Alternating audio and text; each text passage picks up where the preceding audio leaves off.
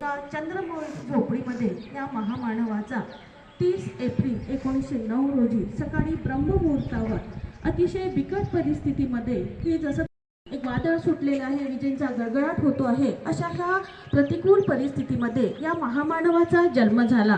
आणि जणू काही जसा जसा दिवस उगवायला लागला, सूर्यकिरणाने जसा प्रवेश केला आणि जणू काही भविष्यवाणी केली की हा महामानव पुढे मोठा होऊन ज्या ज्या ठिकाणी अंधार असेल त्या त्या ठिकाणचा अंधकार नाहीसा करण्याचे काम हा महामानव करेल. आणि ही खरोखरच ही भविष्यवाणी खरी ठरली.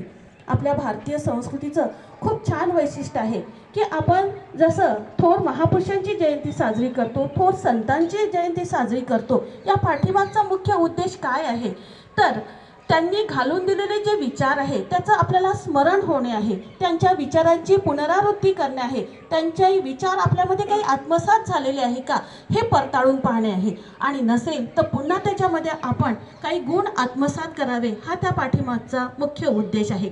महाराजांच्या ग्रामगीतेमध्ये 51 अध्याय आहे विद्यार्थी मित्रांनो, परंतु ह्या 51 अध्यायामधला एकही अध्याय आपल्याला कमी करावासा वाटत नाही. एक अध्याय का, त्या अध्यायातली एक ओळ सुद्धा कमी करावीशी वाटत नाही. ओळच काय, त्यातला एक शब्द सुद्धा आपल्याला कमी करावासा वाटत नाही.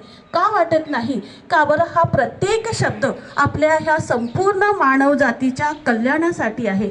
आणि महाराजांच्या शब्दामध्ये एवढी ताकद आहे की ते म्हणतात, सब शब्द मेरे पास है, मैं शब्द की खैरात हूँ, सब शब्द मेरे पास है, मूर्ते जगादू शब्द से होता अशुभ का रास है. एवढी ताकद महाराजांच्या ह्या शब्दांमध्ये आहे. आणि म्हणून त्यातला एकही शब्द आपल्याला कमी करावासा वाटत नाही. महाराजांची जी विचार आहे, जी ग्रामगीत आहे, ती सार्वजनिक आहे, सार्वकालिक आहे आणि सार्वत्रिक आहे. ज्या ठिकाणी मनुष्य आहे त्या मानवाच्या कल्याणासाठी ही महाराजांनी ग्रामगीता लिहिलेली आहे. अखिल मानव जातीच्या कल्याणाची जी प्रार्थना आहे, त्यांचे विचार आहे, त्यांची ग्रामगीता आहे. आणि म्हणून त्यातला एकही शब्द आपल्याला कमी करावासा वाटत नाही. एक तळपता सूर्य मी पाहिला असं जर मी वंदनीय राष्ट्रसंतांबद्दल म्हटले तर ते वावगे होणार नाही. देवपूजा ही देशभक्तीशिवाय पूर्ण होऊ शकत नाही. हा संदेश महाराजांनी आयुष्यभर आपल्या कृतीतून दिलेला आहे. मंगल नाम तुम्हारा प्रभू जो गावे मंगल होत सदा. किती सुंदर सांगितलेलं आहे की परमेश्वराचं नावच हे सुंदर आहे, पवित्र आहे आणि त्याचबरोबर कल्याणकारी आहे. आणि ते जर आपण मुखातून घेतलं तर निश्चितच त्या ठिकाणी अमंगल असं काहीही होत नाही. आणि म्हणूनच महाराजांच्या सामुदायिक प्रार्थनेला ग्रामगीतेचा आत्मा म्हटलंय. प्रत्येक गोष्ट त्यामधली जी आहे ती मानव कल्याणासाठी आहे.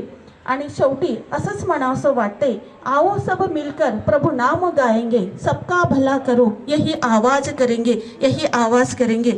या महाराजांच्या सुंदर विचारासोबत इथेच थांबते. तुम्ही मला ऐकून घेतलं त्याबद्दल सर्वांना धन्यवाद देते. जय गुरु.